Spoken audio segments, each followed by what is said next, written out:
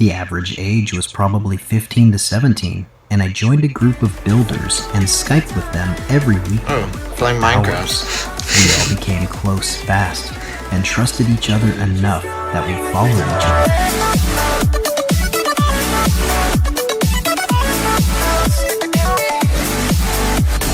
other. Yo, what is up, guys? So I'm gonna be doing something different today. Today I'm gonna be reacting to some horror animated stories.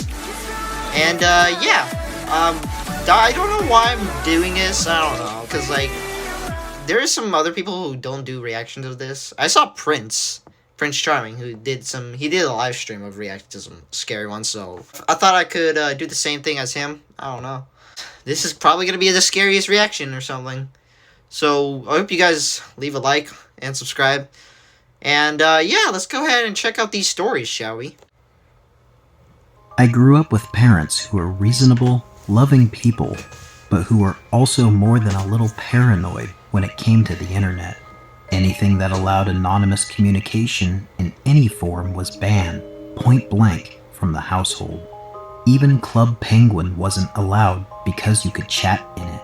Naturally, when I got my first laptop at 12, it was a piece of crap, gotten only because of all my homework that year was online. The first thing I did was start trying to talk to people online. I wasn't going in chat rooms or anything, because my parents' warnings still resonated with me, but I wasn't avoiding contact either. I ended up making a DeviantArt account. I know, cringe, where I didn't do much posting as I lack artistic talent. In spite of this, however, I was contacted via private message by a guy who I'll call Joker because his profile picture was of the Joker. That should have been a warning sign in and of itself, honestly. Joker. Have you ever had an unknown number texted you creepily, but in the end they ended up kidnapping you? I don't know. Like, if you did, and a child goes missing every time, I don't know what's gonna happen about that. Just started talking to me out of the blue. I think I'd commented on one of his pieces or something, and he reached out to me to thank me for my kind words. We started talking. It turned out we had a lot of common interests. We played some of the same games, liked some of the same cartoons, etc. He seemed like a really, really nice guy.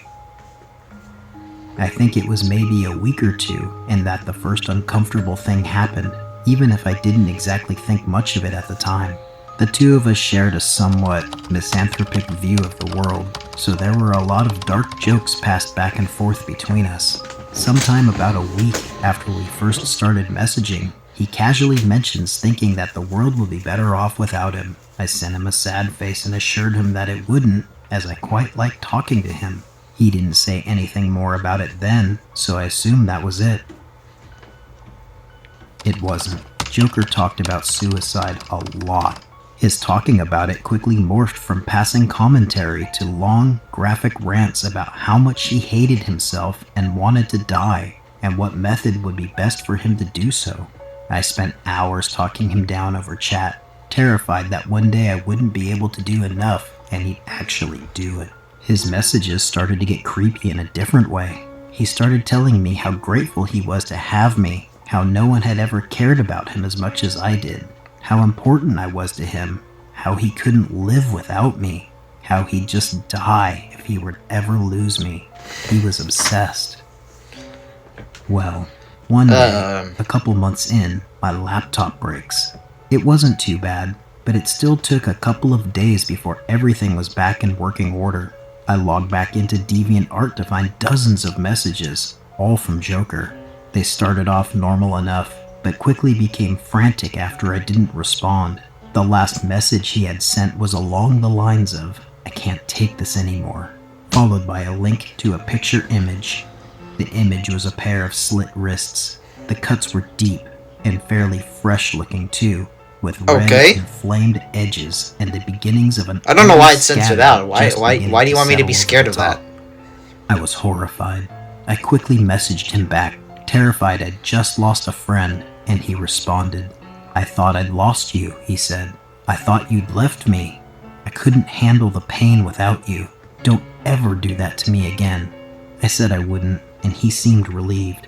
He only got worse from then on. This is It creepy. reached a point where practically our every conversation consisted of him either professing his obsession with me, threatening suicide, or both. The stress was keeping me up at night.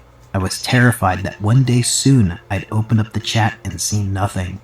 I was utterly convinced it was my job to keep this guy alive, and that I was failing miserably at it. Joker kept escalating, until one day, nearly a year in, he finally said something that frightened me so badly I had to leave. Joker started talking about how I was the last good person left on this miserable planet, and stuff like that. He waxed poetic about how much he wanted to kill himself, and said that he'd finally found a way to truly be happy. He said the only way he'd ever be able to find happiness was in killing himself and taking me with him.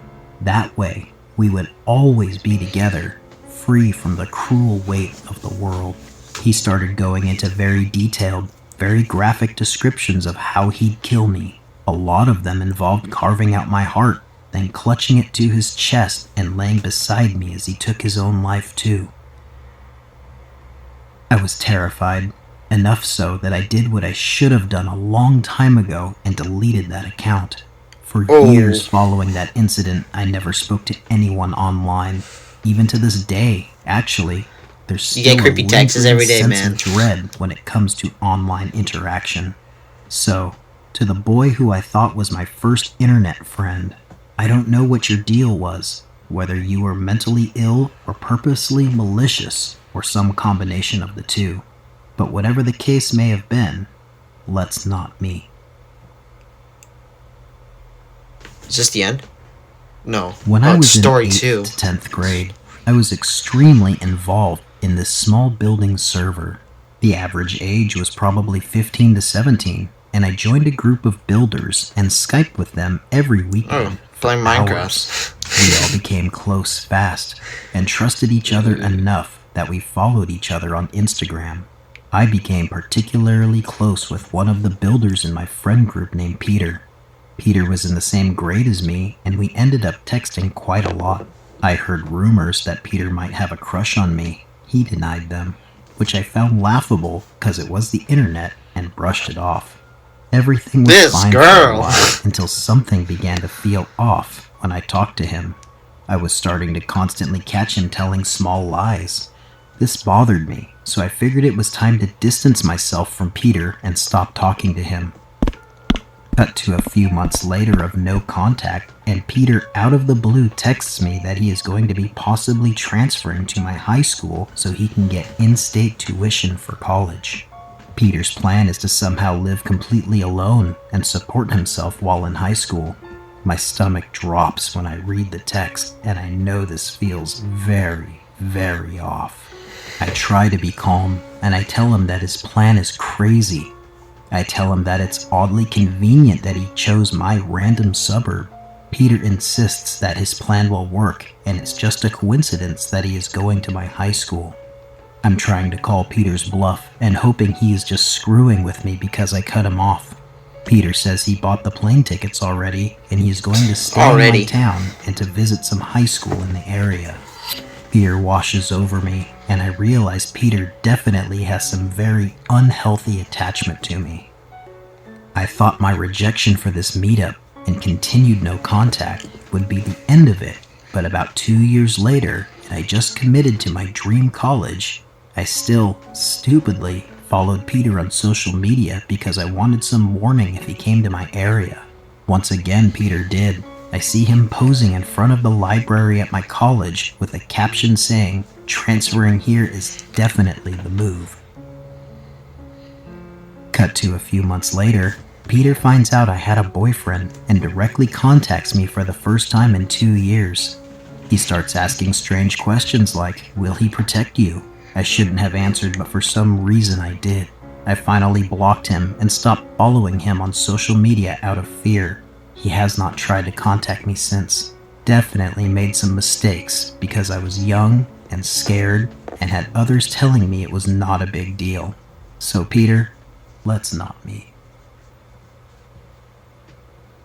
I was 20 at the time, and single and ready to mingle. Is this another I was story? studying at a school about 28 minutes away Or from my is it the house. same? I don't And, of course, I was on Tinder. Now, I have dated some older men. I'm attracted to them, so my setting on Tinder for males was always ages 25 to 40. I swiped right on a guy who looked decent enough, and he was 36. We match, and he begins to message me. We go through a day or two of messaging. I explained that I'm really just looking for a fuck buddy, and he had his own apartment, about a 2-minute walk from my school. Perfect. We add each other on Snapchat and Insta, and once he takes a look through all my pictures, his way of messaging becomes strange. He starts to message me stuff on Snapchat like, "You're so beautiful, I want to hold you in my arms. You're like an angel." Now, mind you, we have never met. Once he starts messaging me like this, I realize that he's not my type, especially in a FWB situation. I don't need someone like that. I start to leave him on read, and I ignore his messages. The next weekend, I was going to a wedding. I was all dressed up, and of course, I posted a few pictures to my story, which he immediately started commenting on like, "OMG, you're beautiful. I miss your touch. I want to feel you in my arms." I ignore him and have a good time at the wedding, and right before the wedding started, I popped an edible.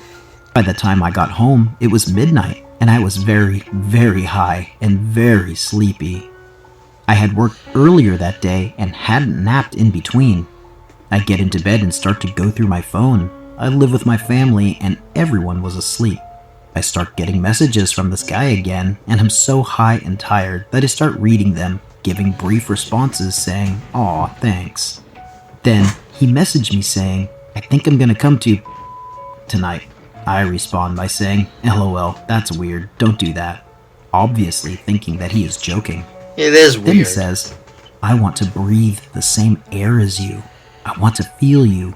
I want to breathe with you." Now I begin to freak out, and then he starts messaging me, "Be there soon, babe." I'm like super scared now because I live with my family and I didn't want anything weird happening. Then all of a sudden, I remember that my Snap Map location is on. I go into my map and I see my little Bitmoji in her cute outfit sitting at my house. I quickly turn myself onto ghost mode. Then I see his little Bitmoji, and it's getting closer and closer to my city. You better run, I girl! somehow convinced You better myself run, that girl! he's joking. He's probably on his way to another city near mine, but he's getting closer and closer. It's 1:30 in the morning now. For the first time in years, I begin to pray. 10 minutes later, I check the Snap Map again. Now, even if you are in ghost mode, you can see if you are sharing locations with someone, although the other person can't. When I looked at my map, I was sharing location with him. He was right outside my house. I You better looked out find my some way to window, get her and there out, was a man. car with its lights on. At this point, I am so freaked out. My heart is inside my throat, my anxiety is through the roof, and I'm still high. I end up passing out and then falling asleep. I wake up in the morning, scared. I check my phone. He had sent a few messages saying, "You have a beautiful street, baby, a beautiful home. Have a good night, baby." I go into my mom's room This to is creepy. ensure that nothing had happened, and she was fine. I later went to work, and after work I went to the police station and spoke to them. They said they couldn't do anything unless he tried to come over again, and that's when I would call the police. I went home, and for a few days I got no messages, and then at 5 a.m. on the following Tuesday I got a message. "Even though I drove all the way to your home to breathe the same air as you, you still have not messaged me. I am not as desperate as I seem. If you ever want this dick up into the balls, let me know." Since then, I've heard from him once or twice, but I eventually blocked him. Oh I my didn't block him god. from the start because he knew where my house was. I was scared that if he couldn't get a hold of me, he would show up. So, creepy asshole who showed up at my house in the middle of the night. Let's not meet. Is that the end? Oh goodness, it's the end. Okay. You know what? I'm just gonna end this video. I'm done. I don't want to watch this anymore. But anyways, guys, if you do enjoy this video, that was really creepy right there. I mean, yeah. I hope you enjoyed it. Be sure to drop a like and subscribe. What animation story should I react? Cause there's a lot out there I could watch. So yeah, I'll catch you in the next video.